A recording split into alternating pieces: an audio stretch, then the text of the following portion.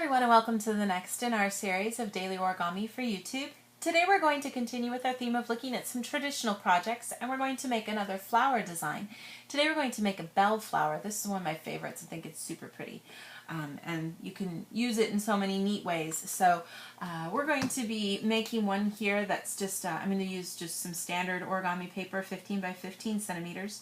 And I'll let you guys know the dimensions when I'm finished. You just need one piece of square paper and no scissors or glue. If you're making like a bouquet or something, or actually going to kind of arrange it with the kind of drooping stem, then you'd need a few extras. These particular flowers are actually super itty bitty tiny in real life. So if you want to try and challenge to make something small like this, go for it. It is a little difficult, so a lot of steps. We're going to start off here with our paper. I'm going to do a square base to start things off with. So I'm just going to start with my color side facing down. We're going to fold my paper in half both ways so that I know where my center is.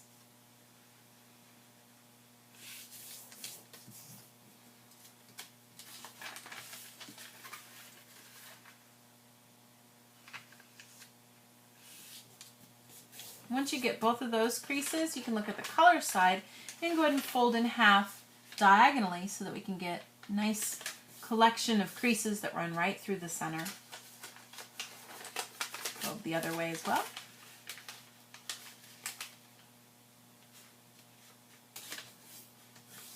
Once that's finished, go ahead and look at everything here with the color side facing up. Just find the mountain creases, pinch on opposite sides, and kind of pinch everything and shimmy it around until you get a nice diamond shape or a square shape, depending on how you're looking at it.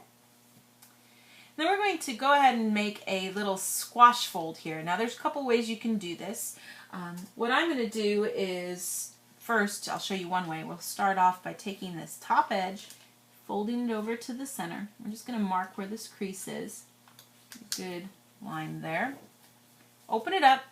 Take the whole flap, make sure that center crease is clear by folding it over to the left and bringing it back over again. And then take that whole section and just open it up.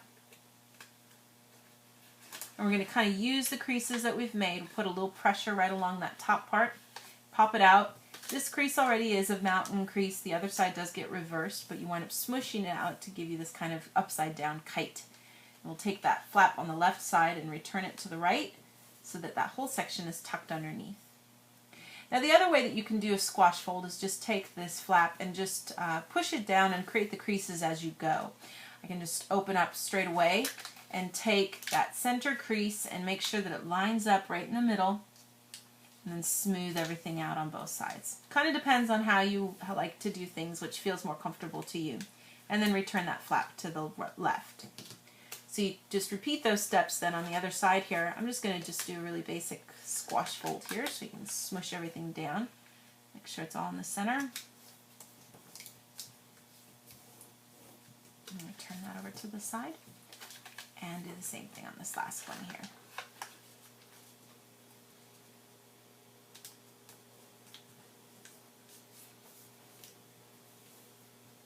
And then return that flap too. So you should wind up with something that kind of looks like this. Now I want to actually look at the white part here, so I'm just going to take one of these flaps and fold it over from left to right, flip it over, do the same thing on the other side so that you've got open legs down at the bottom and 4 flaps on each side. And we're going to do a little petal fold down here at the bottom. So I'm going to take my outer edge and fold it into the center. Good crease there. And then do the same thing going the other way too, just that first layer of paper.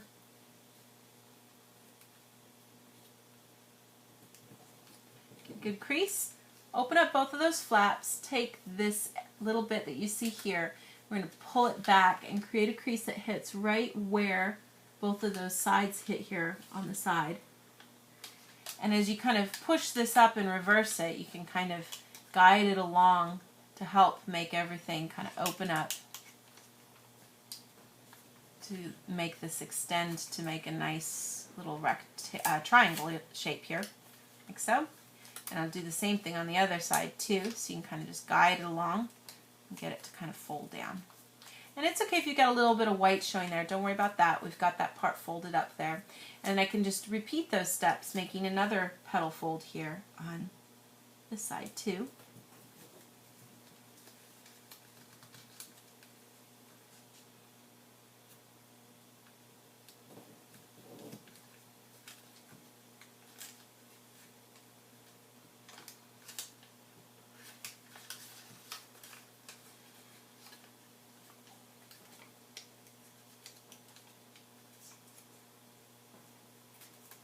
Get both of those folded up.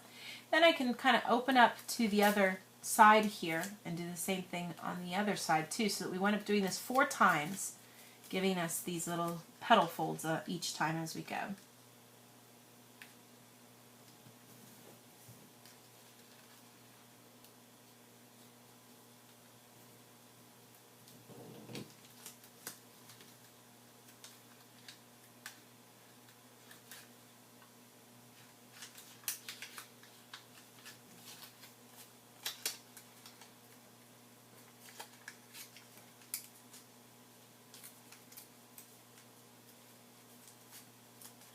And then on the other side.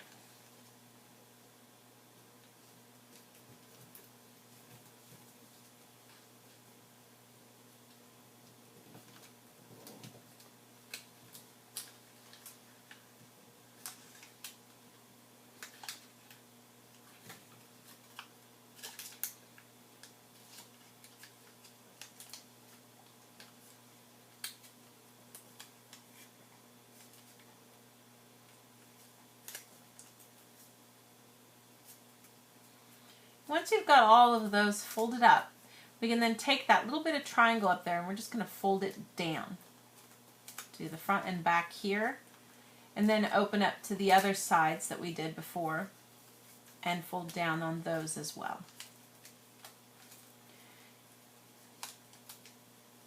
So we have something that looks like this.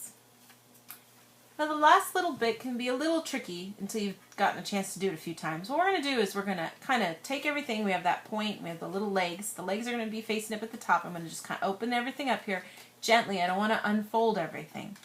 But what I want to do, if you kind of get it opened up like this, I've got these parts that are like the legs, the really tall peaks. And if I kind of look here, and I've got the short one kind of essentially where my base is, and then I've got this tall part here. I'm just going to follow the creases of what you've already got made here and push these together, sandwich them together, and then we can kind of take everything, open it up on the side. We're going to let this tuck down, following a smooth edge so that this gets mushed down inside, right into that point.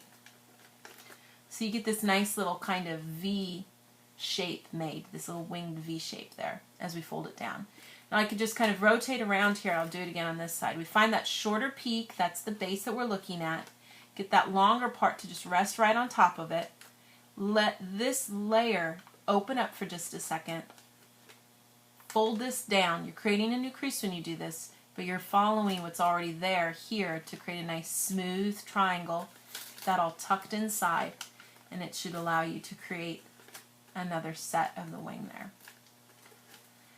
And then we'll just rotate it around and do it again on this side. So I'll get everything kind of followed on that base, open up that flap, let this just lay down flat and smush it all the way down in.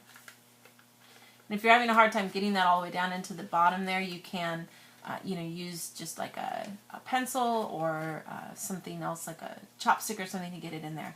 We just do this for all 4 sides until we get everything tucked away here. Get this last one to go down in there too.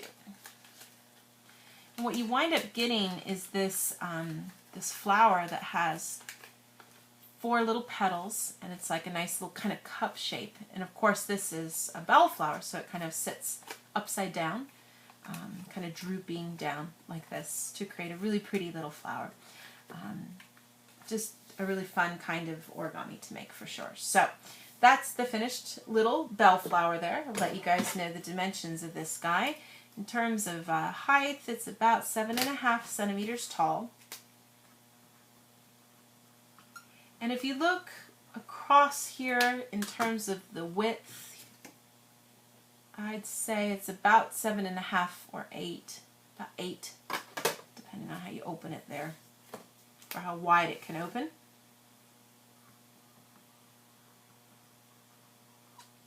But that gives you your finished little flower. And like I said, this is pretty big for a real bellflower. It's not really usually that big, but still super pretty. And certainly if you could make a lot of these really small, you can make a really beautiful floral design. But that kind of gives you your finished project for today. Thank you so much for watching, and we'll see you next time.